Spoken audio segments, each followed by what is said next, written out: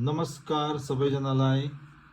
यदि तपाईहरु पनि भोटर्स प्लेज सर्टिफिकेट बनाउन चाहनुहुन्छ भने त्यसको लागि तपाई गुगलमा जानुहोस्। गुगलमा गएर तपाईले भोटर्स प्लेज सर्टिफिकेट डाउनलोड मा तपाईले थिच्नुहोस् है। त्यसमा तपाई गएर भोटर्स प्लेजमा जानुहोस्। भोटर्स प्लेजमा गएपछि तपाईलाई यस्तो खालको इन्टरफेस खोलिन्छ। यसमा तपाईले मिस्टर के हो तपाई हैन, मिसेस के हो त्यो हाल्नु पर्छ। यसको बादमा एन्टर द नेम भन्छ। एन्टर द नेम हाल्नु। जस्तो कि मेरो नाम रोशन गुरुङ हो। त ROSHANGURUNG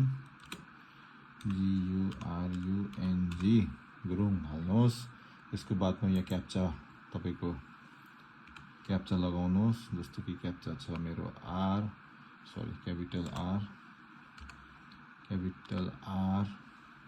53 त्यहाँदेखि तपाईको J and P यो हालेपछि तपाईले सबमिटमा थिचिदिनुहोस्।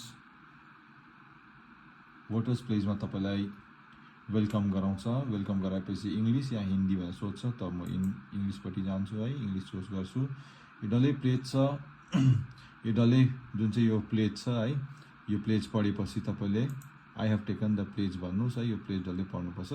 त्यसको बादमा तपाईले फेरि सबमिट भनेर गरिदिनुहोस्। सबमिट गरेपछि तपाईको फेरि यो सर्टिफिकेट खुलेर आउँछ।